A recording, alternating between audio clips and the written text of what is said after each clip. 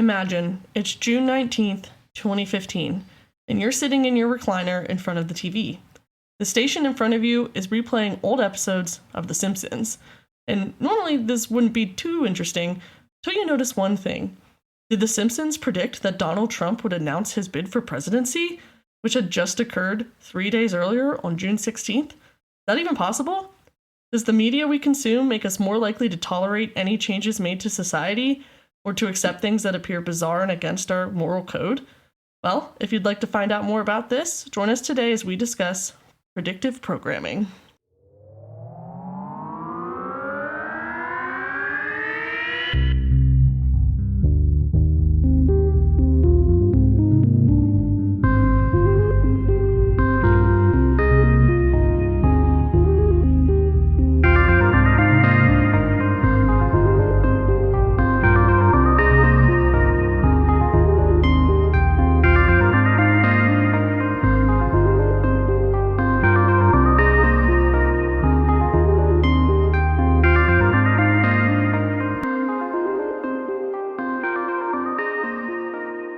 All right, everyone, welcome back to Unknown, Unsolved, Unseen. Triple U. Woo! I'm your predictive host, Frank. I'm your conspiratorial host, Sage. Ooh, that's a good one. Thank you. This is definitely in the realm of serious conspiracy. Wait, what? Serious conspiracy? Like, significant, Okay. strong, not like serious as in like it could be, I don't know. All right. Any announcements? Yeah, go, if you're liking what you're listening to, go support us on our socials, our TikTok, Instagram, Blue Sky, and on whatever platform you're listening on. Give us a like, comment, review, subscribe, rate, review. All of it really matters. We're also on YouTube now. And I think I'm going to this time do the little break for the advert for another podcast in the middle. Okay. Yeah, that's You'll just have to give me the signal. Yep. And also, welcome to 2026, the future. This is our first episode of the new year. Yay! It only took 365 days to get here. That was so funny. Thanks. But yeah, we're in 2026, new year, new us. Just kidding. It's going to be same old random stuff, same old, however you think about it stuff. Can you believe that they haven't heard from us since last year? I know. I should have said see you guys next year at the end of last episode. Dang it. Missed opportunity. Oh, dang it. Let's go gambling. Oh, dang it. All right, so what do you have in store for us today on this wonderful afternoon, evening-ish, whatever? Today, we are going to dive a little bit into the QAnon efforts of conspiracies. Q shit. Yeah, they kind of like started this. Well, I know it's been going on long before. It has, but like they really took it mainstream. Yeah, and that's annoying. I despise that conspiracy theory and how stupid it is. Yeah. So we get it. A guy in Japan who has an unhealthy porn addiction started anonymously posting online, and everyone fell for it. Actually, he didn't start. He took it over by the sounds of it, but yep. So predictive programming is a theory devised by conspiracy theorists that claim that the government or groups of elites, so whoever's in charge of the world, are using fictional movies or books, etc., as mind control tactics for the masses in order to make the population more accepting of planned future events. Predictive programming is not a scientific theory. Everyone is aware, again, this is conspiracy theory. And it hasn't been tested by actual scientists. It's only been developed by contrarians and conspiracy theorists, namely Alan Watt, who I'll talk about in a bit, in an effort to explain coincidental phenomena that plays within our media system. So put on your tinfoil hats. Yeah, pretty much. And watch out for them frogs, because they be turning them gay. The same people who believe the frogs are gay are the same people who believe this. Turn the freaking frogs gay! It is usually believed by the same individuals who believe in the conspiracy theories of QAnon that the world is run by a totalitarian government of lizard people or a powerful evil agency that fakes large-scale events to manipulate people's opinions and further increase their totalitarianism, or members of various international organizations or multinational corporations. You know what's a very interesting thing about the QAnon conspiracy? That I'm doing an episode on it first. So, yeah, I mean, sure, whatever. I really kept out of it for a while because politics-wise on it. The interesting thing on it is that there's this video out there called In Search of a Flat Earth on YouTube. A wonderful video. It's about how flat earthers are basically an endangered species. You know why? I did use a flat earther website for this. A flat earther website or a flat earth critical website? No. They are flat earthers. You're going to send me that one for whenever we eventually cover flat earth. Now, the big thing that I was going to mention, though, was the video In Search of a Flat Earth.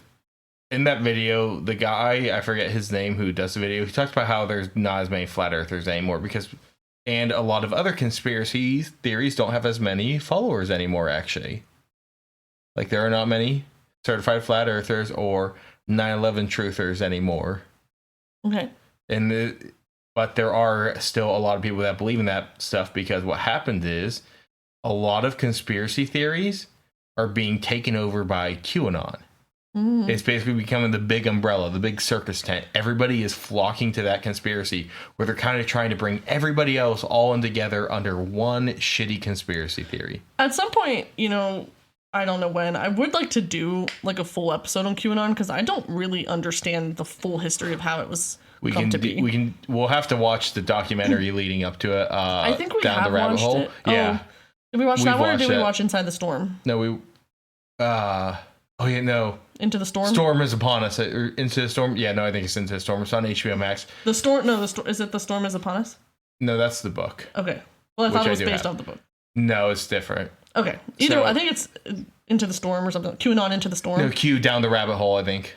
I don't know. But it's on HBO Max. It's really good. It's phenomenal. It's where we basically learn who Q is. Spoiler alert, it's most likely Ron Watkins, who was last posting as Q. I think...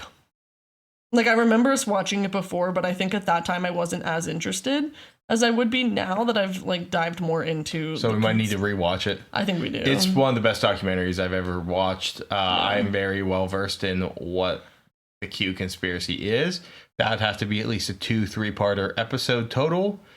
Yeah, it's a huge conspiracy theory. There's so many things. You can't go into all of it in one podcast. That's why there's a whole podcast called QAA dedicated to it. Yeah. It's definitely go check them out. I love listening to them. Yeah, they've had somebody on there's had a few controversial statements on there that I don't agree with as much, but overall I still like the podcast. Yeah. But yeah, the thing is though that a lot of people don't identify as flat earthers anymore or identify as say 9/11 truthers. They don't identify as these conspiracy theorist groups anymore, which they used to. Now they identify as Q believers. Or Anons, or Patriots, or something fucking dumb like that. Or Patriots, but with a Q somewhere in there. Yeah. There's a new documentary coming out that I'm looking forward to. I was just trying to get the exact name of it. It's coming out, I think, on HBO Max. It's The Cult Behind the Killer, the Andrea Yates story. Do you know who that is? Heard the name, don't recall. She drowned all 6 of her kids from postpartum depression. That's yeah. But now it's alleged that there's a whole cult behind that in terms of like a religious cult behind all of it. That she was part of or formed after her doing it? That she was part of. That led her to it. I don't know how I feel about it, but I do want to watch it to see because I know a lot about it. But anyway. Aversion to cults is getting worse all the time, and it is alarming in this fucking country. Yeah. So, all right. So, far-right individuals will construct their worldview around fictional media and predictive programming in order to explain the reach and impact of the elite or totalitarian government that I just explained. Also, if you haven't understood it now, I think you're going to learn more about our politics today. Yeah, probably. The theory of predictive programming was first proposed and described by Scottish-Canadian conspiracy theorist Alan Watt around the early 2000s. So this was before QAnon, but was then like significantly supported by QAnon efforts when QAnon became a thing in 2017. Like I said, it's a big umbrella for a lot of other conspiracies have been consumed under one. Where you don't have people identifying under these before, because people would proudly identify as flat earthers. Yeah. So or the dumbasses who don't think dinosaurs are real. That'll never be. There's I think it's a professional basketball player who is adamant in his belief that dinosaurs aren't real, and when they've taken him to museums, he's like, "This is all fake." It's crazy. It's just that one boils my blood. Now, if you looked at Nanotyrannus and said it was fake, despite the fact that the evidence says it's not, I would still just agree with you, because I do not care for Nanotyrannus. Down with Nanotyrannus. Sure.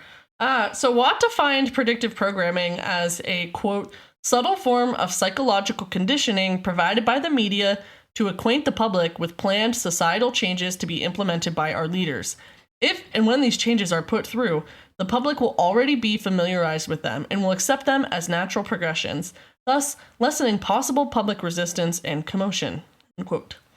Basically, the premise is to prevent any sudden resistance or hostile reaction from the general public by adding subtle references to its planned future events in popular media. That way, when the events happen for real, the public's already mentally prepared and receptive to those events. I would equate this almost with reverse psychology, where you're advocating for the opposite to get someone to think about the changes they actually need to make, which will like constitute subtle encouragement. Obviously, in this case, it's the opposite, that you're advocating for these things, but the sentiment remains the same. There is a subtle encouragement to accept and participate in the desired behaviors. You know, I have comments to make right now, but I'm pretty sure they're spoilers if I say it, so I'll let you get through the episode, because I'm going to give some examples. I have a huge host of examples. I will wait for you to get to your examples, and then I'll bring up some of the stuff I know or have been talked to, or stuff that I believe could be construed for it. Okay. So those who support this programming theory end up suggesting that the government, as I mentioned earlier, employs this technique so the general public do not lose trust in the already established system. After supplying subtle references to upcoming societal changes, the people will look towards the government for solutions to these problems.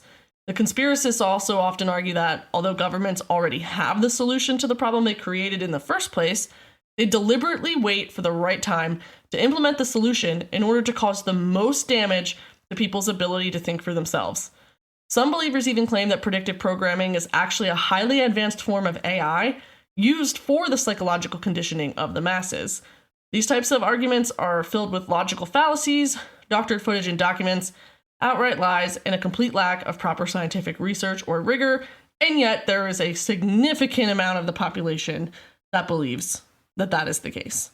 Like that predictive programming is being used. What happens is, and this is, man, I'm really going to be calling the pot calling the kettle black, but one of the biggest issues with people believing it is podcasts. Too many people who are too,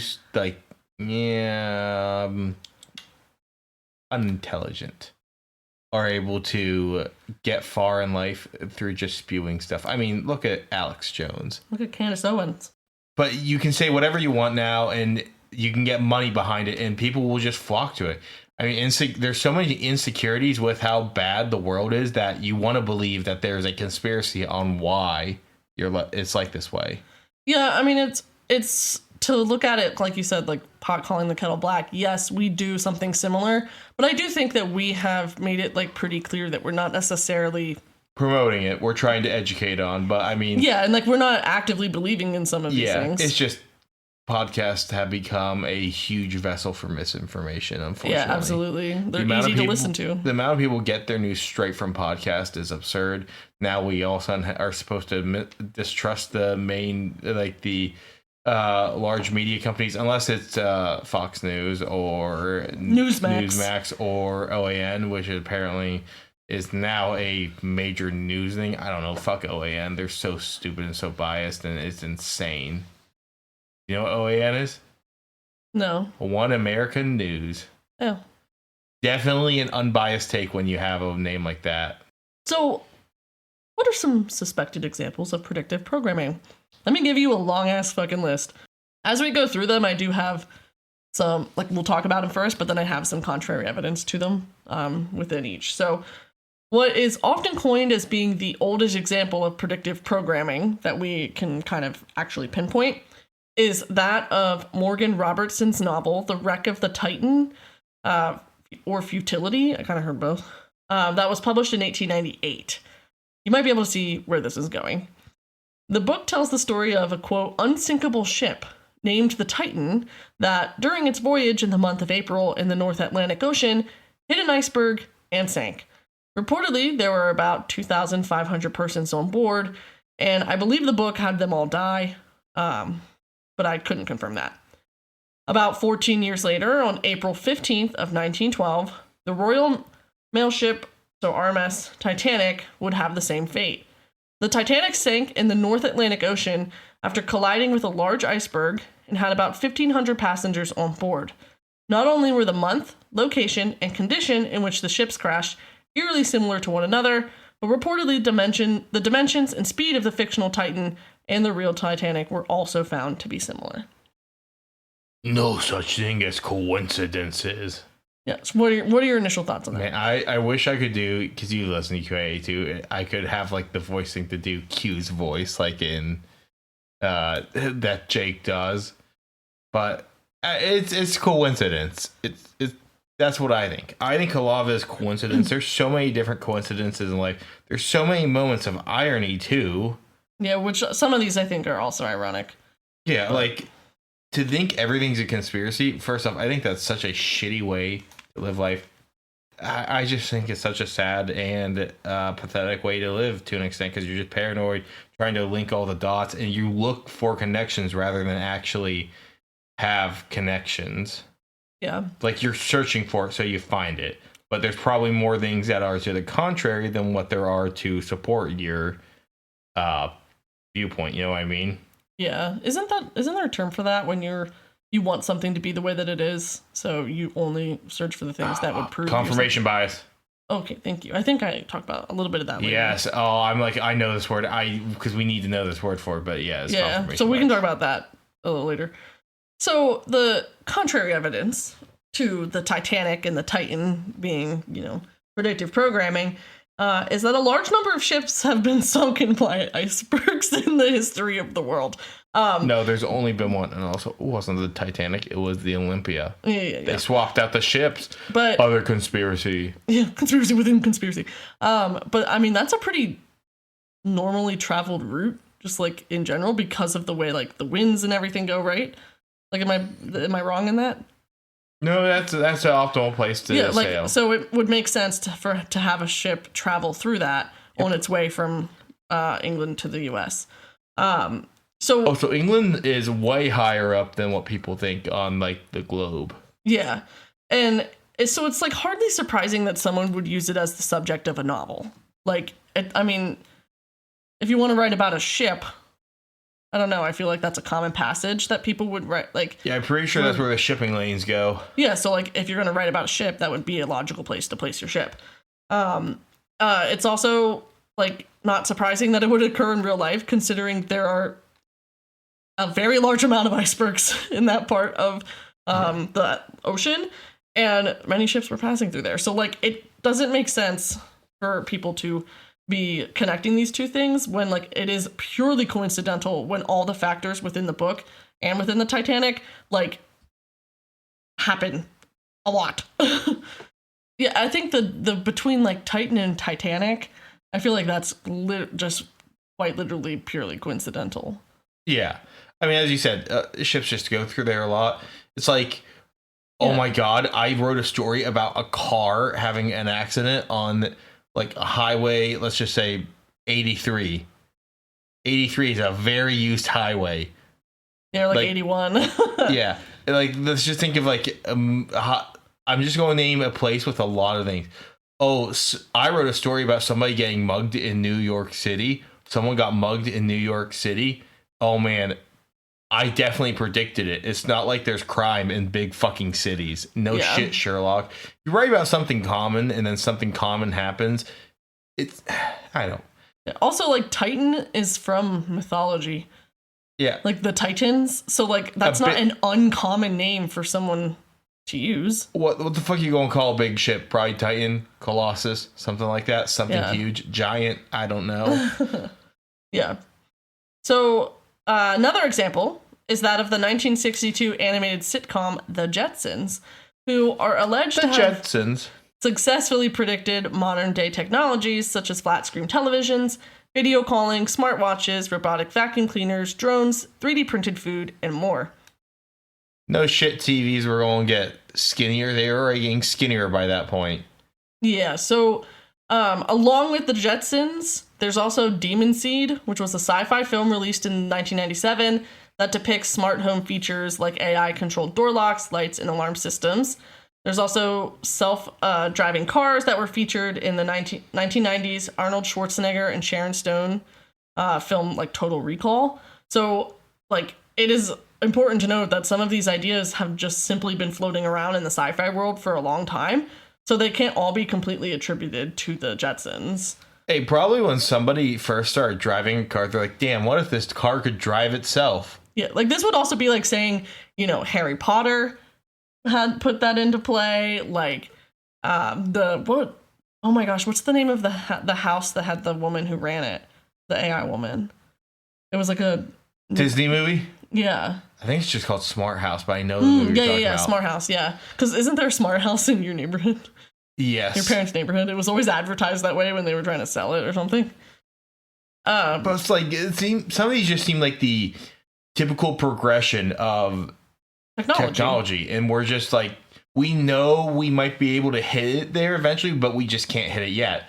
Like, I'm just thinking of what things are in the future for us. AI is in the future, unfortunately.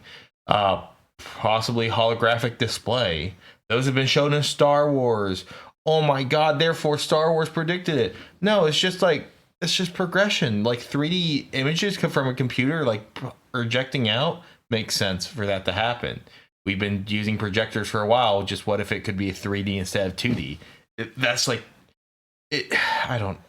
just general progression of technology. Yeah. We're not inventing the fucking wheel or something. So some call the relationship between sci-fi and real life, quote, design fiction. And companies like Apple and Microsoft have also like come out and said that they invite sci-fi writers to lecture on topics that highlight the close relationship between science fiction and real-world technological development. These lectures are aimed at inspiring engineers and concept developers to come up with new and revolutionary product ideas, considering sci-fi writers are often looking forward into the future or dystopian universes. And, I mean, that's like, they're sci-fi writers because they're creative and know how to like write for like what they think that people would want.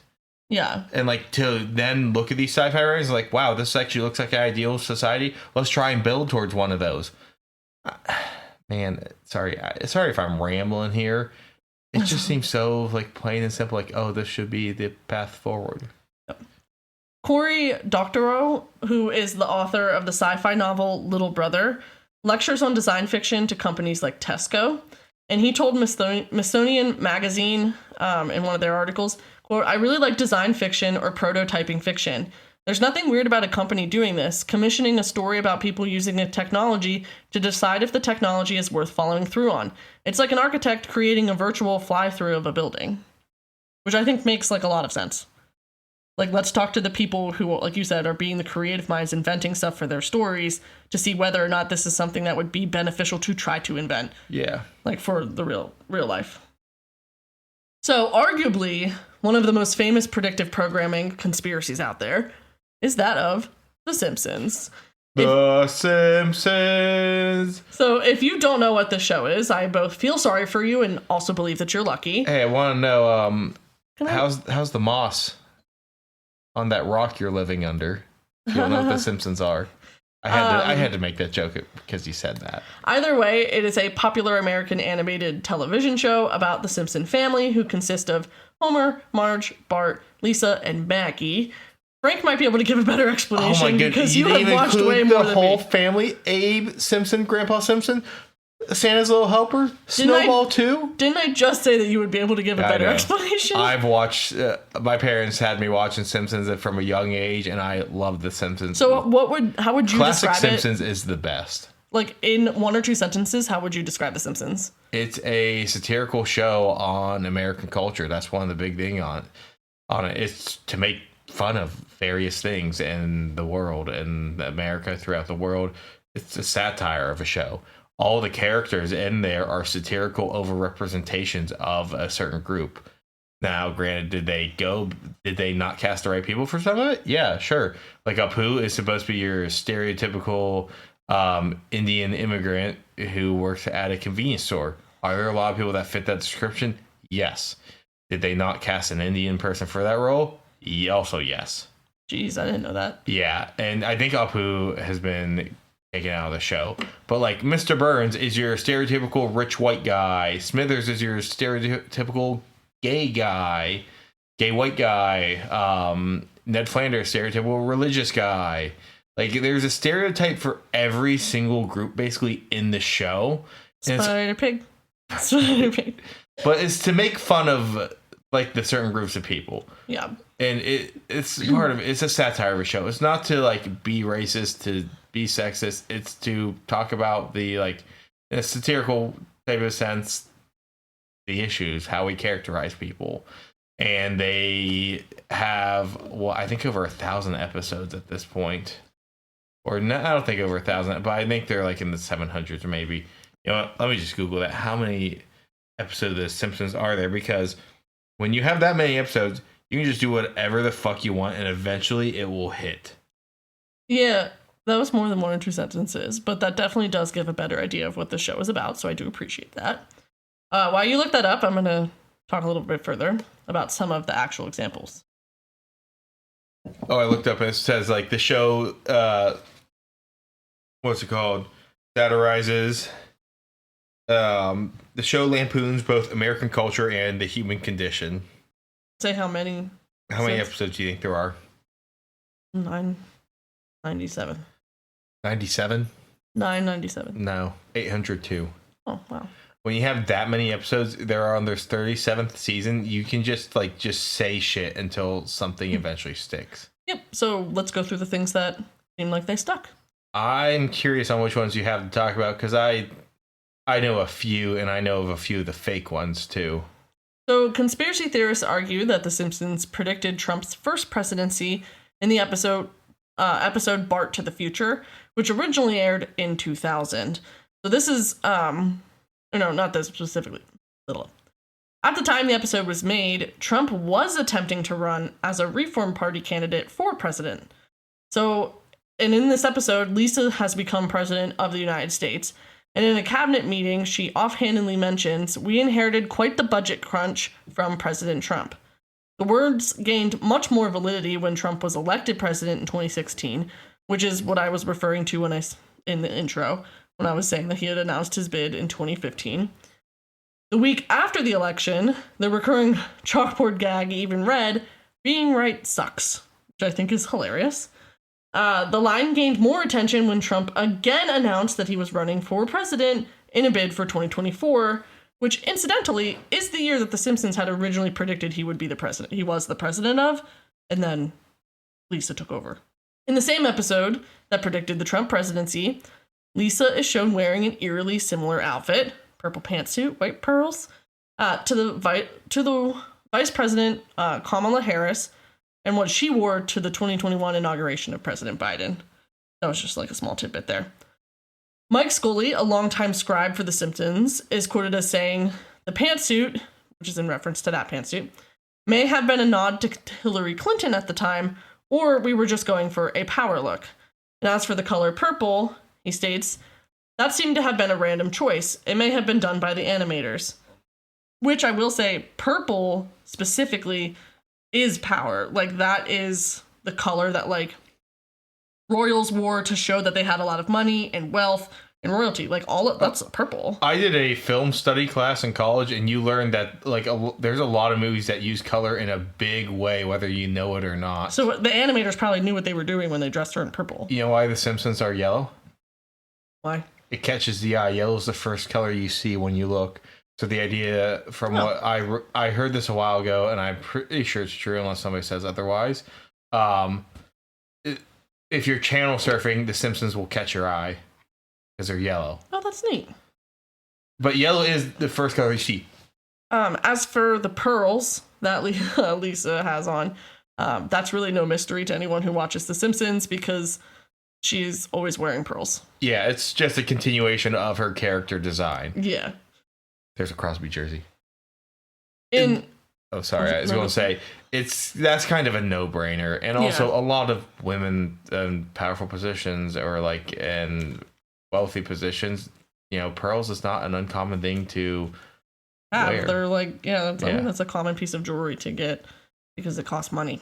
Yeah, it's kind of a power, like how they said the pantsuit, it's a power stance or it's a power symbol. And she's president, so like she needs to be powerful. Yeah, you gotta kind of like flaunt it to an extent as president. That's part of the job. And you don't have to bomb another country, flaunt it. You also don't have to tear down an entire wing of the White House. Yeah. There's different ways to do it. Yep. Apparently wearing a tan suit's one of them. Do you know about that? Yeah. That's probably the dumbest thing in American politics history. So in season 6, episode 8 of The Simpsons, the annoying bully Dolph writes, quote, beat up Martin on his Apple Newton PDA. I had to look up what a PDA was, which is a personal digital assistant. And if that doesn't fucking age me, I don't know what else does.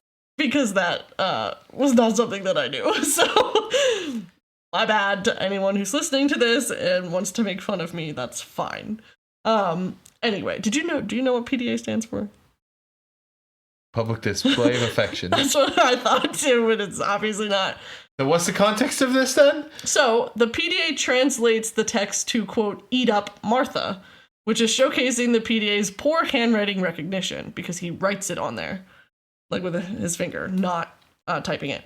It's been reported that years later, when Apple was working on the iPhone keyboard, employees would, quote, eat up Martha to each other to signal the importance of getting the auto-correct feature right, nodding to the Simpsons PDA that was doing auto recognition. Martin Cooper, who designed the Motorola DynTAC 8000X, which is technically seen as the first mobile phone, claimed that he himself was inspired by the pocket-sized wireless communicator devices found on shows like Star Trek in the 60s. So it's not illogical to assume that later developments of more modern portable devices would pull inspiration from any number of source materials that had handled devices for communication in them. Well, at that point, but for decades, we'd been using stuff like radios, and radios were well known for being clunky pieces of equipment. Yeah, boom boxes on your shoulder. Yeah. So I'm pretty sure as history had gone on, things get smaller, like technology-wise. So you definitely think people would want to, make a smaller version of... I mean, we have microchips now. Yeah. And tiny cameras that you can put through the body. They're not as big as regular-sized chips. Yeah. Like the ones Mini I eat. chips. Microchips. Oh, dope. So there's my Simpsons. In season 3, episode 14, Lisa the Greek, a few days before Super Bowl XXVI, which is Super Bowl 26. We're now in like the Super Bowl late 50s. I don't know the actual number because I don't care, but it's something. Nor do I. Lisa correctly predicts that the then Washington Redskins, now Washington Commanders, would win, and they did. The following year, writers on the episode put in that year's competing teams and were once again correct with their call of the Dallas Cowboys winning. And the predictions continued with moderate success over the next few years, finishing with another accurate prediction of the San Francisco 49ers over the San Diego Chargers in Super Bowl 29. So that's XXIX. The reason that people took this... How many years in advance did they predict? Only a couple episodes. Few days. Few days prior? Yeah. Oh. Well, so people use that as it's rigged. Now, they write this stuff ahead of time, but they should at least know which teams are doing well. Like, if this year, like, say 2 years ago, I was writing an episode on for something. I said the Florida Panthers are going to win the 2025 Stanley Cup. No shit, they're a good team. They've been making the playoffs every year and been doing incredibly well. Yeah, the odds are like higher. You can predict and make a safe guess on who you think will win based on various factors. People predict all the times. It's just somebody was able to just take a swing at it, who also had a pedestal to say this high up on. In season 10, episode 5, When You Dish Upon a Star, a shot at the end of the episode shows the 20th Century Fox logo with, quote, a division of Walt Disney Co. below it. Though it had always been quick, the show had always been quick to poke fun at its parent company, they certainly did not expect Fox to sell to the Walt Disney Company in July of 2018, which actually brought Homer Simpson and Mickey Mouse into the same house and made that a true prediction. I remember when that happened. When did you say this episode was from again? It's season 10, episode 5. So, like, quite a lot before. Because you said they're they're on season 37. Season 10, episode 5? Yeah. So we're talking mid-90s? Yeah. I mean, Disney is a company known for acquiring a lot of companies for quite some time now. And they're also known for being a very rich company with the capital to do such an action. Taking a guess at that point is not...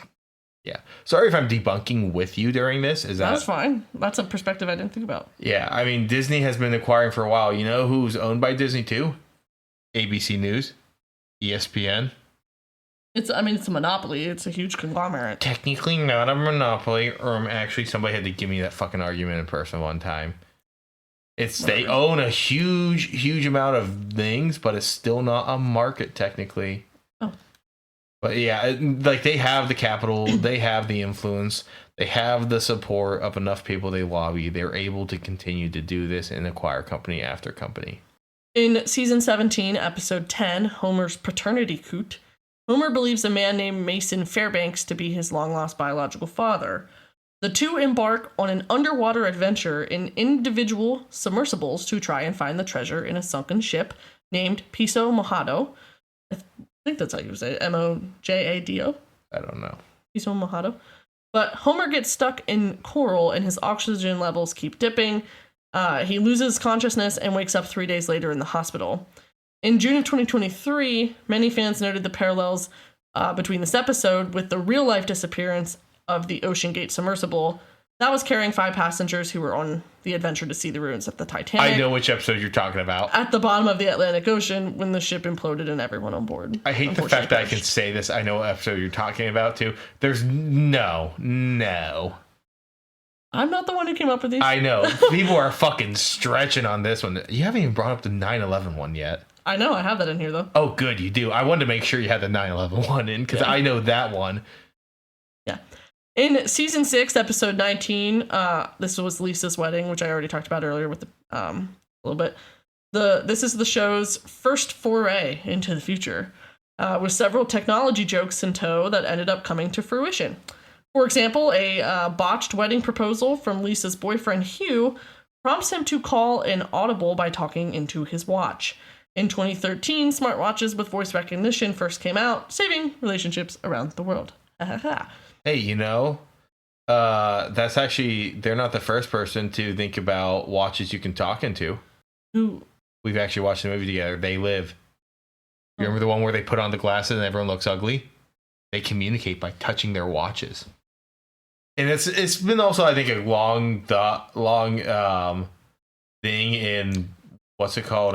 Just science fiction in general. Yeah, it's another whenever you're writing stuff into the future, you think of certain sci-fi technologies that it's definitely easier. When we think about even like the glasses of any kind that change anything, or like when people tap the glasses and they start recording, or it has all the things that pop up, and now we have like the fucking Google glasses or whatever. A lot of science fiction is to an extent based on reality and what we can feasibly do. Granted, like not something like Star Wars necessarily. Yeah. That feasibly, or Star Trek, really. Teleportation and stuff. Yeah. But like there's other aspects of these that are believable things, like say the watches, because I'm pretty sure in some of these you have watches you can talk to easily. You have advanced technologies that are within the realms of possibility. Yeah. The episode also offhandedly features one of the more vital components of the 2010s and especially the 2020s amid the pandemic. That was such a good save, my friend. Video chat. The style of communication throughout the episode is visual via a screen, not by calling on the phone. Which episode again? Are we on the same one still? Yeah, same one. Okay. In a world that runs on Zoom, Skype, Google Hangout, and FaceTime, this is one prediction that the writers had to see to believe. Wow, being able to talk to somebody across the world or state on a video, what a revolutionary idea that no one has thought about before The Simpsons. Yeah.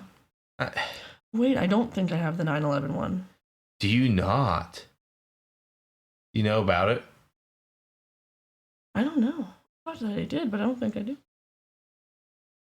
Do I have to step in and tell you about one? Yeah, can I finish up the other ones I have first? Yeah.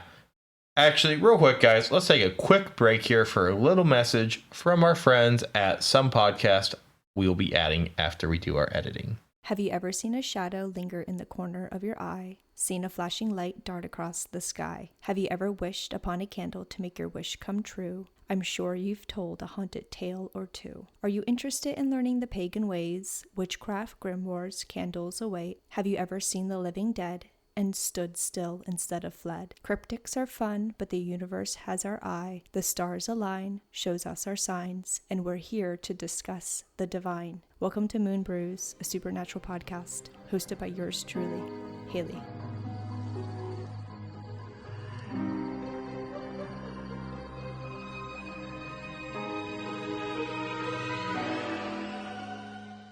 Thank you guys for listening to that brief message we had from our friends. You should go check them out at their podcast. In season 10, episode 1, Lord of the Dance, one of Homer's many get-rich-quick schemes involved siphoning grease from various establishments and selling it at a profit. I remember this one. It was a plan so prolific that entrepreneurs, quote-unquote, were using it in real life, as it was reported that thieves were stealing grease from restaurants around New York City to sell to producers of biodiesel. I don't know that this is really a prediction, but rather more of a precursor or, inspiration, I guess. In season 25, episode 16, You Don't Have to Live Like a Referee. This involves Homer being brought into the world of refereeing, mainly due to the FIFA organization having a shortage from massive corruption. Though he gets the temptation through the, attempt to corrupt him, he does decide to call the game fairly, leading to Germany winning the World Cup. The show enjoyed a 1-2 punch of precognition. First, Germany did end up winning the title that same year, but what followed... Again, did you say? I don't know what the year was, to be honest. Okay, I think I know which one you... Season 25. I'm thinking that was... sometime in the 10s. What, 2014 World Cup? That was sure. Germany. I think they beat Brazil in the game prior, like 7-1. Germany's a good team back then. I don't know how they are now. I haven't followed for a little bit, but Germany's a good team when it comes to World Cup. Yeah. But what followed in 2015 was not as exciting to have predicted, as the FIFA headquarters was raided by police amid accusations of bribery, fraud, and money laundering. They've had those accusations for a while, hence why The Simpsons made a fucking episode on it. It's like, we used some public information to make an episode about, oh my god, they predicted it. In season 5, episode 15, Deep Space Homer, NASA elects to send an average person into space to increase ratings for shuttle launches. To which Homer wins. The only thing that can go wrong if they send them to that planet of those apes. Oh wait, the Statue of Liberty? That's Earth? The planet of the apes is Earth! You monsters! That's what Homer does. Oh. That's a good episode. In 2013, the United Kingdom held a contest to turn an ordinary person into an astronaut, which consisted of multiple interviews and rigorous testing in Cape Canaveral. The winner was 25-year-old Oliver Knight, who beat more than 250 candidates to take a trip into space with 23 other winners. Since then, many more regular, quote-unquote, folks and celebrities, from William Shatner to Michael Strahan to Katy Perry and Jeff Bezos' wife, Lauren Sanchez, also have taken flight. So the whole that one flight was so fucking stupid. Other than the one woman who was an astronaut and she was assaulted and then she left. She left, and this became her first. God, there's so many people that harp on her when she did nothing wrong. No. It's the rich people who went up there just to, like, nice, woohoo, good for you. It's all women's flight. I'm pretty sure there's enough actual women astronauts and women scientists to make that all women's flight. You don't have to just put a bunch of rich women on there instead. Season 23, episode 22, Lisa Goes Gaga.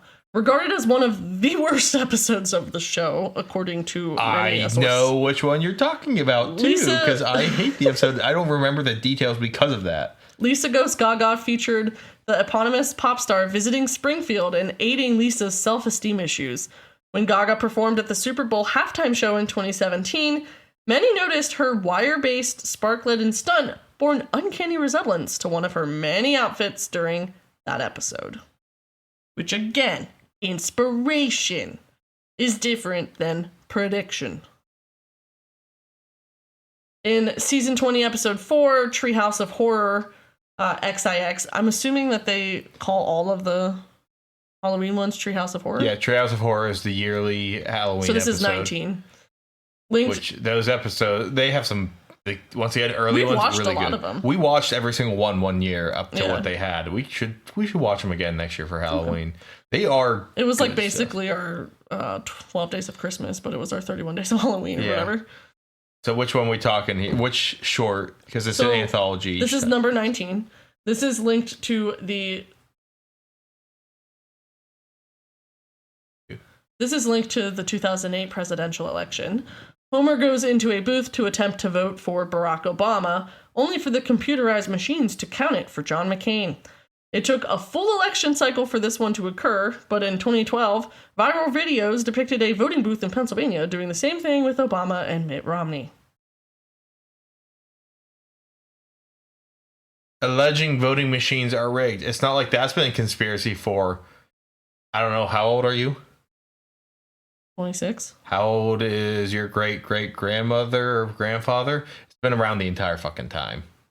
Just to make a little jab at it. Well, they've been doing it since the fucking 1700s, 1800s.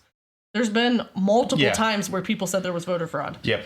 It's like to make a joke. It wasn't Abraham Lincoln's one that like people said could have been for voter fraud? Yes, including, there's so many different ones. I mean, the list can go on forever. Yeah. So tell me about this 9/11 one that I probably skipped because it was either stupid or I either didn't see it or I don't know why I don't have it.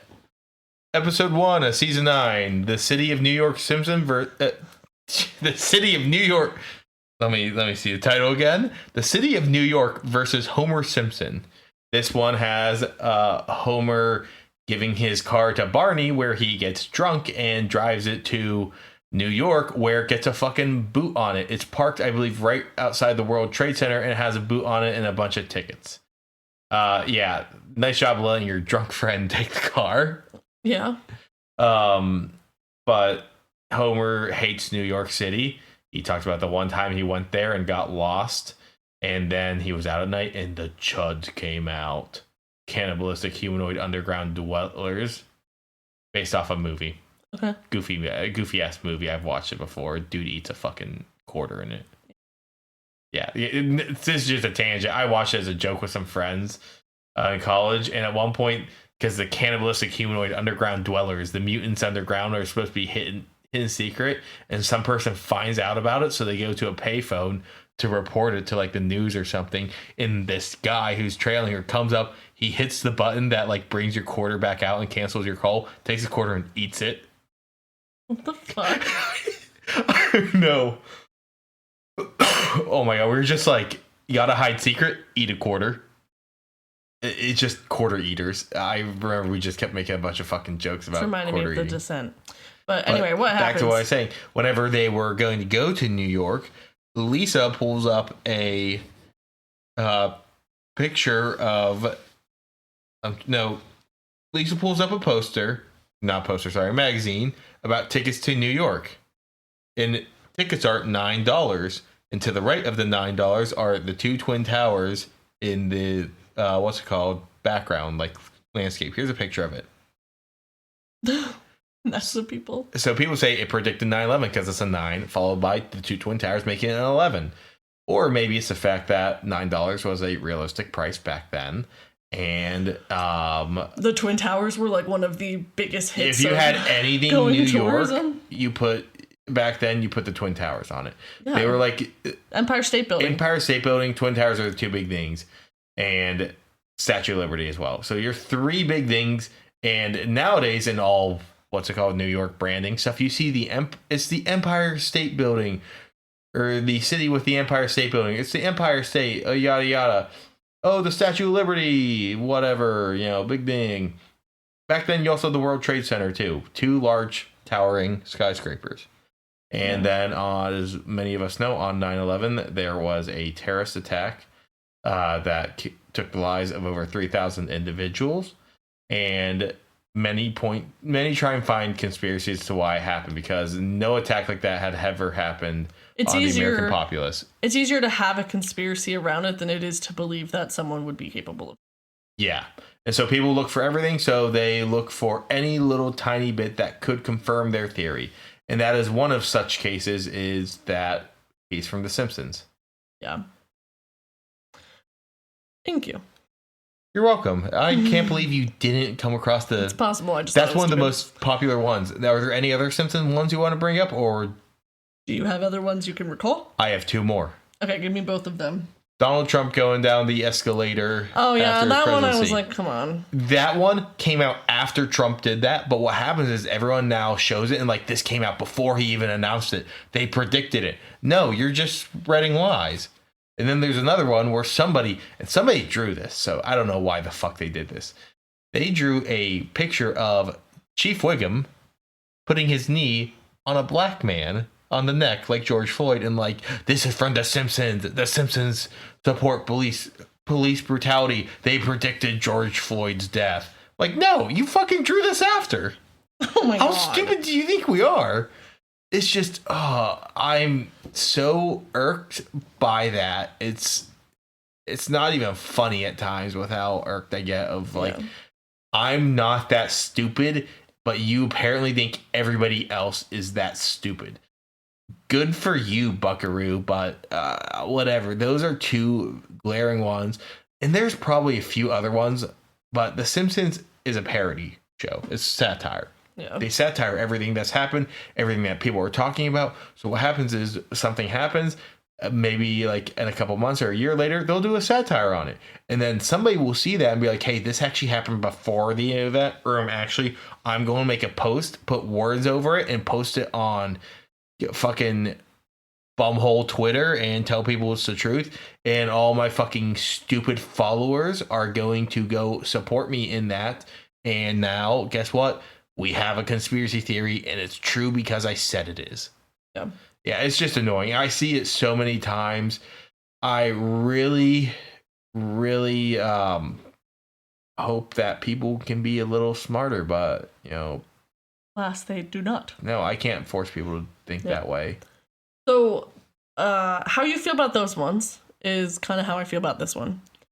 One of the more disgusting, strange, and outright racist alleged examples of predictive programming is that of the far-right trend of the pureblood movement. This theory... Oh, fucking what? Yeah, so this theory initially emerged on TikTok in September of 2021 and takes its name from J.K. Rowling's Harry Potter series, where purebloods are those persons whose ancestry consists solely of witches and wizards, in contrast to muggles who were born to non-magical parents and or half-bloods who have one magical parent, one non-magical parent. And so it's confirmed that that's where they got the name off of? Yes.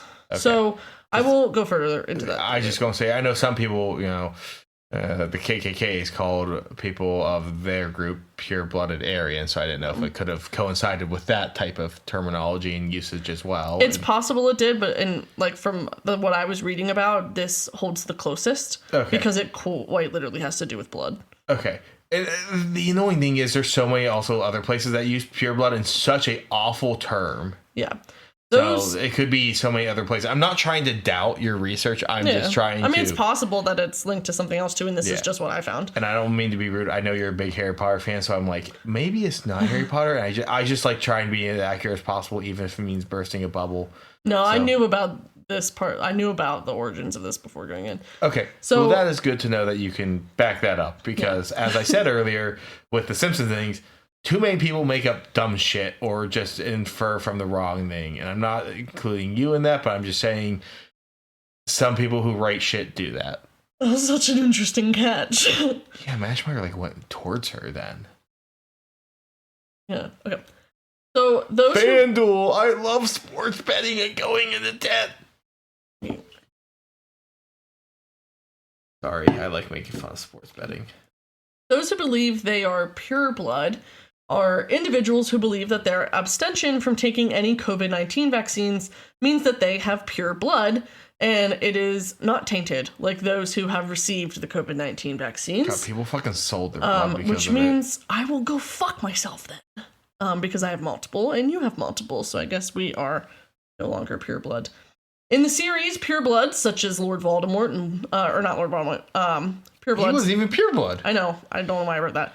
Pure blood, such as like Lucius Malfoy, and like most of the Death Eaters that are in there, believe that pure blood is the highest. They stated, or their antagonists who are set out to purge the world of non-pure bloods, which is funny because Lord Voldemort is not a pure blood; he's a half blood. And Rowling has explicitly stated that this concept has Nazi undertones. Early users of the term on TikTok later came out and stated that they were joking, which for anyone's information, no, they weren't. It's not fucking funny. They weren't fucking joking. It's I saw not more than funny. enough of it. There were so many people who were very serious about their pure blood. They would put it in their fucking Tinder bios or Twitter bios. I'm about to tell you that. Oh, sorry if I get ahead on a lot of these. That's okay. I am well versed in stupidity. I'm not well versed. I would agree. But that's what I'm saying. I'm not saying I'm well versed in conspiracies. I'm well versed in stupid people. You've also been listening to QAnon Anonymous for a long time. So. In case anyone doesn't know, like me personally, I like to follow some of these like more fringe groups because some people don't do it because like, oh, it's just a few people. No, it only takes a few of them to become like a big movement. People said it was weird that I followed this QAnon thing, and now it's a thing most people know exists. Well, and like I listen, the theory. The crazies. I listen to the podcast, The Necessary Conversation, and if anyone is struggling with having family members who are like very far right and things like that, I would either recommend or not recommend listening to this podcast because it is two adult children that are in their 40s and their parents who are huge MAGA and also QAnon. And they have a lot of conversations about this kind of stuff. And their dad specifically totes a lot of really, really horrible shit. And they get a lot of comments saying, like, why are you allowing him to say this? And Chad Kultgen, he's the one who kind of produces the show. He's the son. He always states, like, it's not that I'm allowing them to, like, in order to give this a platform. He's like, I'm telling you there's people out there in the world that believe this shit. And they need to come to the fucking light. Like, they need to be called out for it. And so I'm putting it out there so that people recognize that this isn't just some, like, fake thing that people believe. It's real. People have those beliefs, and we need to call them out. Crazy beliefs and racism are more common than what people want us to believe it is. Yeah. I mean, hell, whenever the whole entire They're Eating the Cats and Dogs thing came out, the one reporter that people kept talking about, he literally... was interviewing people. He was a far right person. He's interviewing people who were referring to the people they were accusing as the N-word. And he was putting this in. It wasn't necessarily like finding fringe people. No, this guy was like talking with them and laughing with them while they said this. It's like you're platforming that. So fucked up. And then big names were like, oh, he's an investigative journalist. He's just not mainstream. And that's why you don't like him, and he's showing you the truth about this stuff. No, he's joking along with people as they call him sand N-word because you're a fucking awful human being. That's the same that's going on with that fucking asshole kid who is like trying to... The Minnesota thing? Yeah, like pick out the Somalian fraud. Oh my God, you won't believe what I have to say. In 2022, they started investigating this, and because Minnesota is such a tight state on party control... The GOP elected to get rid of the funding for further investigation on this. And so the state has been fucking shit on because of this. Like the state has been kneecapped on getting this through. Yeah. But anyway, the pureblood movement bears very close similarity to white nationalist movements, and far-right conspiracy theorists have perpetuated this notion of being purebloods in society. Some examples of this in the real world are a self-described post-apocalyptic warlord and far-right ex-user. I'm not going to give the guy's name. Twitter user. Yeah. I'm not going to give the guy a name because fuck him. He praised Serbian tennis star Novak Djokovic for winning the 2023 U.S. Open tennis tournament, not for the skill that he had put into training and winning, but rather his pureblood status, as Djokovic was notably opposed to the COVID-19 vaccine. Yeah, I remember this one. Yeah. With posts written, their other ones, this is just a quoted one, all caps, pureblood, unmasked, unjabbed, unafraid. It is no wonder that other far-right individuals joined in on this sentiment. Oh my god, did you remember the TikTok edits? This one woman kept on putting TikTok edits about how she's afraid for the day they're going to take her to the camps because she isn't because she's a pureblood, and like she did edits to make herself look all beat up on it, and put sad music on. It's like, what the fuck am I watching? That's fucking insane. I know it. These people will need some fucking help. In this way, self-professed pureblood status serves as a definitive identity marker, engendering an exclusive sense of community, social unity, and solidarity between a bunch of fucking racists.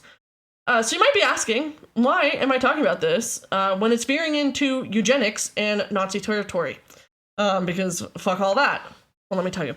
The conspiratorial logic is difficult to follow with this one, but there are some... Most conspiracies it is. This one in particular.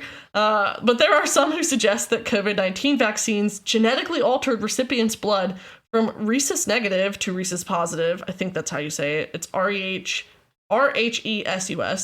And it's just a protein, or it's a marker in blood that determines whether or not you're positive, like O positive, O neg. A plus, whatever.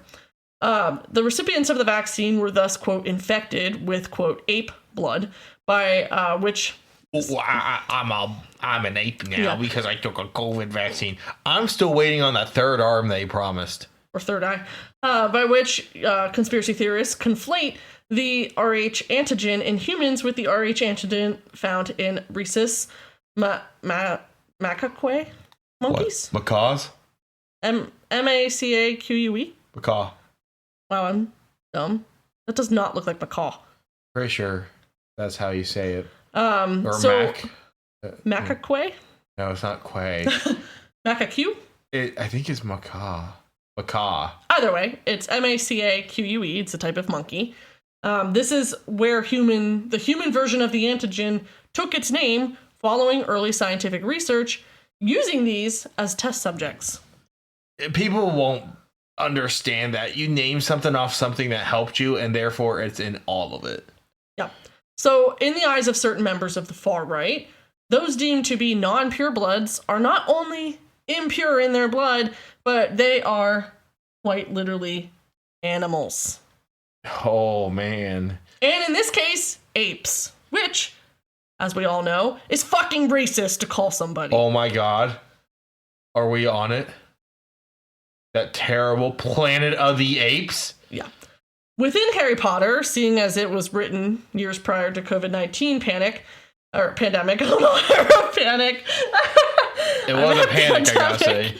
Purebloods are dwindling in numbers as more witches and wizards marry half-blood. So one parent was pureblood, the other was half-blood or mudblood, or which is really a child of both parents that are not magical. That's the racist term for it in the show.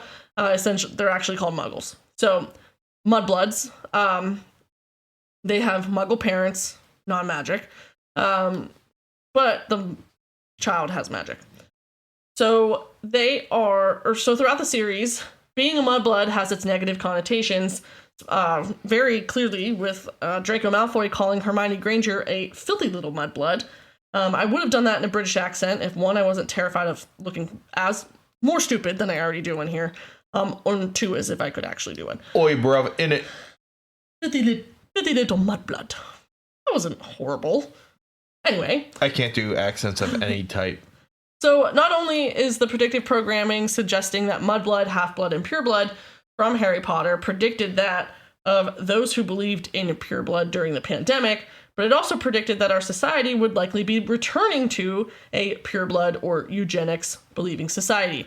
Seeing as Harry Potter was written in the time of the 80s and is closer to our time now than that of the Nazis. Man, I tried to make my one joke and I realized you didn't set me up for it. What was your joke? Well, eugenics and euthanasia, when people say euthanasia, I'm like, yeah, hell yeah to the youth in Asia. Mm.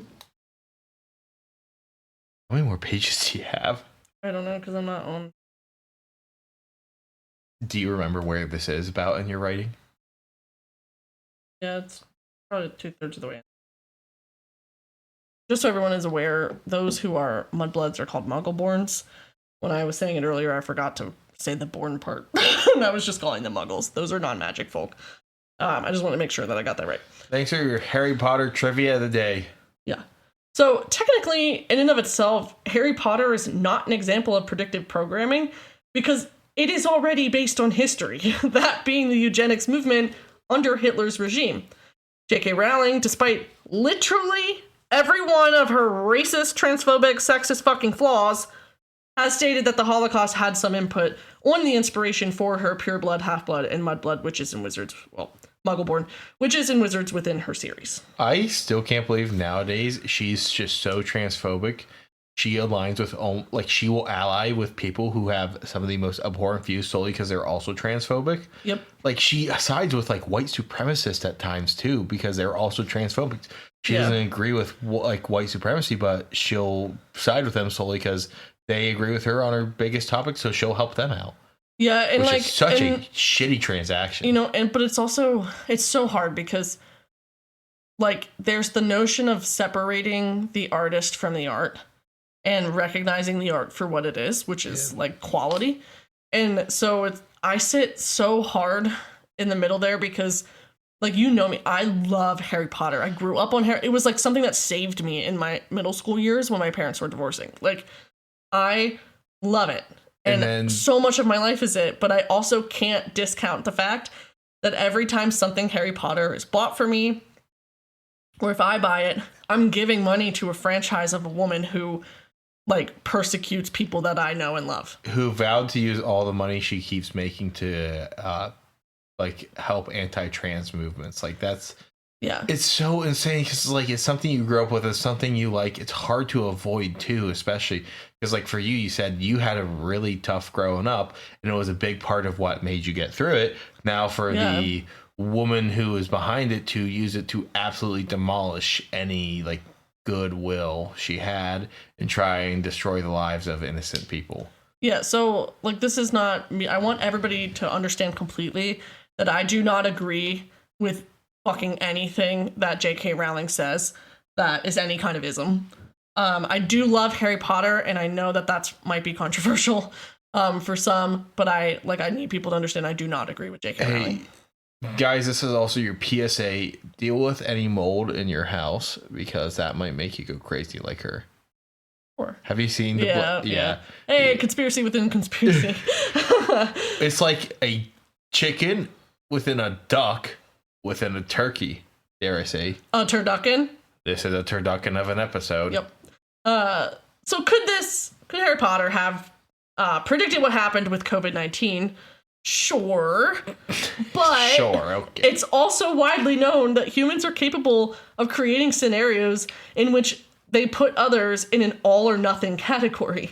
You're either vaccinated or you're not. Hey, you know what? We've done it in fiction, and as you said earlier, we've done it in real life too. Yeah. So it's like you're using historical things. History repeats itself. Just because history had it happen before and it happens again, that shit fucking happens. Yep. So for centuries, humans have been fighting each other for one reason or another. And listen to how people talk about Palestinians today, despite most having no connection to Hamas whatsoever, and they're just trying to live their lives. It's the all or nothing. It is you're either this or you're that. Collective punishment is illegal under the Geneva Conventions. And for me in particular, Getting too political here, do you think? I have family who have called me Palestinian and said I should be deported for believing that side of the cause. And, that is what it is. But, like, that's so all or nothing. And that's the same thing with this. You're either vaccinated, you're not vaccinated. I mean, you might be mad at us after you hear this, but it is what it is. But even though it's small, we have a platform and I feel like we do have some kind of duty to Yep. Be open and honest about this kind of thing, because I don't want anyone, like, as much as I would love to have an exponential number of listeners, I don't want people to feel like they can be comfortable coming into our comment section and being any kind of the isms or perpetuating anything that's disgusting. No, I agree. Yeah. It's always just such a tough thing. Yeah. You're welcome to. No, I'll keep it for the fans. Oh, that's a good book, if anyone knows what book that is. But it's just, it's insane where we're at now. Yeah. Also, just want to say, just because we feel for the plight of the Palestinians doesn't mean we support what happened on October 6th. Absolutely. I want to make that clear. I do not support terroristic acts to achieve goals like that. If it's not already understood, Frank and I don't agree with any fucking violence of any kind. I don't agree with Hamas, but I do not agree with the collective punishment of the Palestinians, because all you do is you further Hamas's goals by growing sympathy for them within Palestine when you do that. Yeah. There's actually a shocking stat that a lot of members of Hamas are orphans. Yeah. And that's because a lot of their parents have been killed. That's what happens whenever you perpetuate a cycle, and that's what I think that didn't that happen in Rwanda too? A bunch of places where it's common for it to be that way. After stuff like this happens, insurgencies are typically made by the children left behind, like the children of the victims, and it's. I mean, that's honestly also kind of Harry Potter. Yeah, and I mean that's like Ireland. There's a lot of people who still hate England. There's a lot of people who still hate. That's like similar to Ireland, and like we know somebody who does not like England because of the atrocities they did, and they have very valid feelings for that reason, for what happened, and they won't even go there. Like that's how strong it is for them, because their family's from there. Yeah, and I like understand. Direct descent, like their parents aren't they from? Yes, but I understand why. A lot of people feel that way still who have Irish descent in America and who are in Ireland. Do you remember when the Queen died? All the Irish people dancing. Yeah, kind of funny. Irish dancing, one would say. But I mean, my family, it's hard because my family's Irish and we have history in England too. Like, so but my grandma did the ancestry and it dates back to a Night of the Round Table. Like, I don't think that was fake. The Night of the Round Table. I thought that was fiction.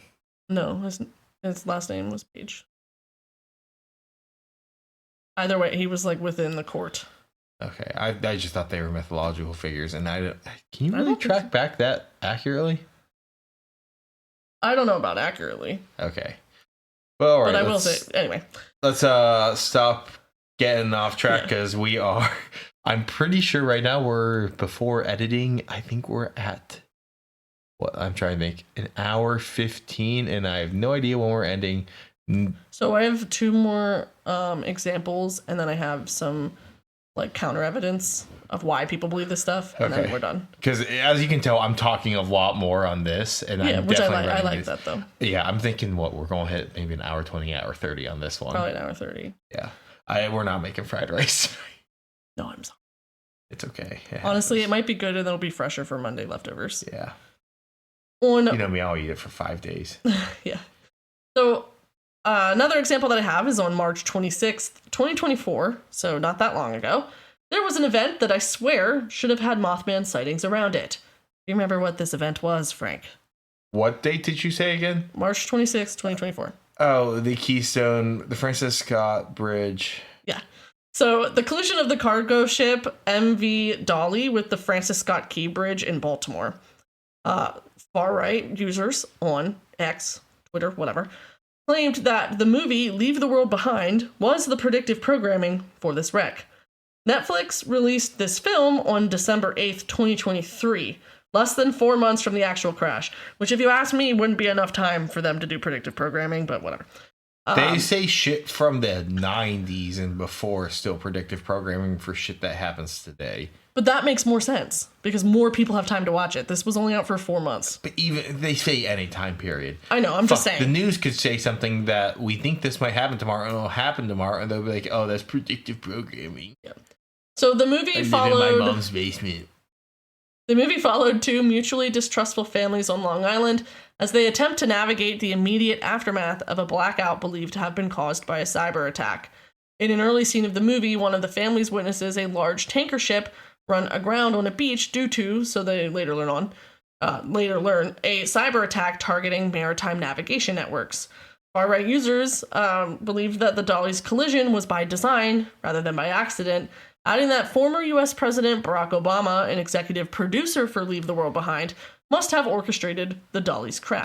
Yes, the mastermind of everything, Barack Hussein Obama. One user even declared that the apparent similarity between the dolly's collision and the tanker scene in Leave the World Behind, quote, can't be a coincidence. Their ostensible proof for the movie having predicted the dolly's collision stems from the fact that the name of the tanker in Leave the World Behind is, quote, White Lion, while the flag of Sri Lanka, for which the dolly was bound before its collision, features a lion on it, although it's a yellow one. Frank has his head on the table and he's shaking it. They're the same idiots who also then called the mayor of Baltimore the DEI mayor and blamed him for it happening. Yeah. If that says anything about these people's characters and their stupid ass beliefs, I don't know what does. Oh man. So other far-right ex-users have alleged that Leave the World Behind was a warning from the elite about impending cyber attacks. Approximately 33 minutes into the movie, a simulated CNN news report appears on a TV screen displaying a map depicting the extent of the film's fictitious cyber attack. One far-right ex-user called on users to more deeply scrutinize the scene, suggesting that a QR code embedded in the map may contain some deeper message. When scanned, the QR code, in fact, did lead to a website. But that website was a tourism page for the Lake Shawnee Abandoned Amusement Park from the Visit Mercer County Convention and Visitors Bureau. The meaning of this is unclear, but I would guess it's simply a QR code that they could use that would likely be inconsequential. And they didn't think anyone would touch it? Yeah. Sometimes people put little Easter eggs also in for that stuff, so I wouldn't be surprised if they did something. Directors like to do funny things like that. In this case, it was just for an abandoned amusement park, which I think is funny. Similarly, another user claimed that Leave the World Behind, along with an educational video produced by the World Economic Forum warning about the dangers of cyber attacks, indicated that the public was being programmed for future cyber pandemics. Cyber attacks are dangerous. Warning. God, it's like, this is one thing that pisses me off about this. Sorry that I just interjected again, but it gets to the point where any warning of anything becomes predictive programming, where you can't warn people about simple shit. Oh, here's your fire safety. Oh my God, they're warning us that fire is going to happen. A big wildfire is going to happen, and we're going to, be locked down because of government. Ugh. Can you remove his call?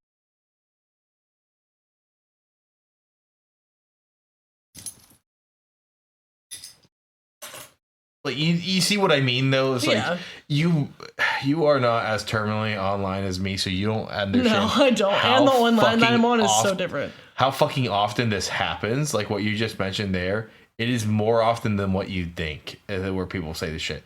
I unfortunately see when people say this shit, and it's more often than what people might want to admit. An alarming amount of people believe this stuff. And then you got certain big podcasters who I'm not going to say names because I don't feel like getting into an argument, who then boost this shit. And it's like, great, buddy, you with minimal education but have millions of dollars are able to say this, and now people are going to believe it. Yeah, good job, you chud. Cannibalistic humanoid underground dweller looking ass dude. So similarly, I already read that, sorry. The World Economic Forum and its founder, Klaus Schwab, fuck, you used his name. Did I not have? No, I just hear this name all the time. Oh. And the dumbest conspiracies use this man's name. Well, I was going to say that it's a frequent target for far-right conspiracy theorists who believe that the organization is plotting to take away people's freedoms. Hey, what ethnicity or religion do you associate with the last name Schwab? Jewish? Exactly. It always... Was that racist? No, that's... Oh, I don't think it is when you say that. But that's just stereotyping and stuff. But that's... The thing is, a lot of conspiracies go back to anti-Semitism at an alarming amount. And, you know, without getting into so much, you can probably tell by, you know, our condemning of the Nazis that we are not anti-Semitic. So the Dolly is not the first and will not be the last time that a large ship will crash into a bridge. Cargo ships are traveling waterways year-round. And honestly, with how many ships are at the bottom of the ocean, or bays, or, as, you know, when we were talking about the Titanic, people should recognize that ships unfortunately wreck all of the time. You should see some of those trackers that show all the flights and all of, like, the ships going at once, and it's insane how many are happening at once. It's the same as flights. Yeah, as you, I mean, that's why I said as well, flights and ships. Oh, sorry, I thought it was just said ships. If you look at both, and then for something to happen on one of those, it's such a small percentage, and no shit, something's going to happen eventually. Nothing in life is foolproof. Yeah, so that was something that too. My childhood therapist helped me get over my fear of flying by saying, like, the only, like, planes you hear about are the planes that crash. You're not hearing about, like, the hundreds and thousands of planes that successfully take off and land every single day. And that's exactly how this rolls too. Like, you're not, oh, cool, we're learning about one shipwreck. Okay, but there was also the tons of other ships that, like, made it or wrecked. Like, whatever. So it's not a crazy idea to imagine that someone with a creative brain would make a movie, a book, or some form of media that has a mass tragic accident such as this one. For example, if I remember correctly, there's an episode of Grey's Anatomy where there's a ferry that crashes. And because a ferry would never crash. And so, like, that was my example for this. Like, it happens. So for my last example, unless Frank has additional examples he would like to share, there's another recent film that has generated a lot of discussion among far-right X-users, and that is Civil War, which was released on April 12th, 2024. These users allege that... I want to watch that movie. These users allege that Civil War, which depicts the travels of several journalists en route from New York City to Washington, D.C. to interview an authoritarian third-term U.S. president, is a warning from the elite of impending real-life Second American Civil War that could happen. Which, according to this theory, would mean that the elite themselves are apparently looking to start a war. Interesting that this is a third-term president. And yet there's been, like, no discussion of the fact that the person they actually want to be a third-term president would be a totalitarian third-term president. Authoritarian. Although discussion of the risk of widespread political violence in the United States has increased since, the January 6th storming of the Capitol, conspiracy theorists allege that this is an attempt by the elite to get the public used to the idea that there would be another civil war through predictive programming. In this case, I would also say the attacks on Venezuela. Yeah. But also, I mean, sorry, can I butt in now, or is this too early? No, the rest of mine is just... not contrary evidence, but just a thought. Yeah. On the Civil War thing, political violence in America has been rising rapidly since 2016. It's insane. To talk about Civil War, and especially we have Texas, who, like, every couple years threatens on seceding from the Union. This has been happening for decades. To make a movie finally about it, wow, it's no shit, Sherlock. Yeah, and we also have already had a Civil War. So is that to say that our first Civil War would be predictive programming for this one? Yes. I'm sure someone out there believes that. There's this Abraham Lincoln guy. He's predictive programming that we're going to have a controversial president. Atlas looked at me when I said Abraham Lincoln. I wonder if he's a big Lincoln fan. Lincoln Park? Me too, man. So back to what I was going to say. There's a few other ones I wanted to mention. Well, can I say my last thing? Oh, do you have another one? No, I just have a short thing to say about this. And I'll So- give you some more examples. Comments on this particular type of conspiracy theory, not predictive programming as a whole, but the ones that allege that like civil war and stuff is coming, threaten the integrity of democracy by undermining the public's trust in government authorities and institutions. Though I do believe that the current administration has already done a fine job of doing that themselves. But such conspiratorial thinking risks creating self-fulfilling prophecies, whereas members of the far right view widespread political violence, even civil war, as inevitable, and thus it's allowed. So like when you're making calls of like, oh, this is going to be predictive programming eventually, like you're egging on a self-fulfilling prophecy of, okay, Yes. now we're going to have a civil war because you're putting that idea into people's minds that a civil war is coming. The worst is when it's conspiracies that they have some ability to influence themselves. Yeah. So, but I'll let you get to your examples, and then what we'll do is I have just a brief part talking about why people are so, like, I would say gullible to believe in these conspiracy theories. But what are some examples I missed that you feel like would be big ones? So the reason why I probably missed these ones because they have not come to fruition. A lot of alien things people claim are trying to get a soft ready for disclosure, such as the hearings in the Capitol, movies. There's a movie coming out literally called Disclosure, and so people already started making theories about that. But alien things, all of it, alien games, alien media, like movies, TV shows, all of it people say is predictive Will that programming. include the releasing of the like Blue Book files and stuff? Yes. People, that's called soft disclosure or soft launching, essentially. yeah, it's like getting people ready for it. It's similar to like when they release the files, it's in the same like sphere, but it's not like predictive programming because it's not programming. But when they any movie they make on about, they call it predictive programming. Damn, did you see that fucking hit?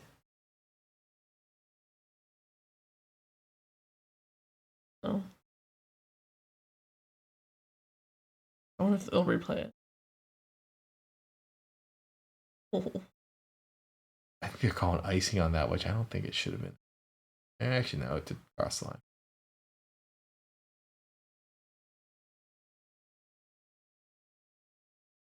McKinnon. Okay. Well, that was Sydney Bard. Any other? Want to keep going on that? I don't know if I can think of any other ones, but it's just dumb things like that. It's like aliens is a big one. Occasionally, some people say cryptids also have it, but no. Yeah, I don't know of any cryptids that have become true. Yep, or like they're trying to give a soft disclosure on and prepare us so it isn't as mind-breaking when it happens. I would feel like the government would go through. I feel like the government would go through more like extensive lengths if that shit were actually true. I'm gonna stop recording real quick too. He's kidding. So, you want me to move on to my last piece? So why do some people still believe these predictive programmings when many can be written off as purely coincidental or likely scenarios that are, based on real research? For example, is it going to catch that though? Atlas might be drinking in the background, so you might hear it, but we've been at this for a while, and I don't know how much longer he'll be quelled, so sorry, everybody. Yeah. So, for example, it's not that difficult to imagine a scenario where an airplane is used as a weapon and write a book or movie with this plot. So when a similar event occurs in real life, conspiracists claim the earlier book or movie was actually a prediction. This tendency to view events as more predictable than they really are is considered hindsight bias and is a common psychological response to traumatic events. A belief in predictive programming may also result from framing bias. This is when someone makes a decision or forms a belief because of the specific way information is presented to them, rather than on the objective facts. Many people come to a belief in conspiracy theories through listening, reading, or watching influencers or media personalities that they have come to trust because they seem familiar, rather than because they have been demonstrated to be truthful. Whereas if such ideas... That's what I was saying earlier. Yeah. Whereas if such ideas are presented in a different way or by someone they do not trust, the believer may be more likely to come to a different conclusion about the information. False facts also play a role in anchoring, where people use pre-existing information as a reference point for all subsequent conclusions. This is why, for example, belief in one conspiracy theory often leads to a belief in more and more conspiracy theories, even if the subsequent beliefs do not defy all logic and common sense. Do you want to pause and... False facts also play a role in anchoring, where people use pre-existing information as the reference point for all... Oh, I already said that. Some reports also suggest that people may believe in predictive programming due to pareidolia, a generalized term for seeing patterns in random data. Face pareidolia, for instance, is where people see faces in random objects or patterns of light, and shadow is a common phenomenon. Some examples we see are like likeness of Jesus in a piece of toast, or an image of a bird in a cloud. Oh, I know that Jesus toast picture. Once considered a symptom of psychosis, it actually arises from an error in visual perception. However, researchers at the University of Sydney have found that our brains detect and respond emotionally to these illusory faces the same way that we do to real human faces.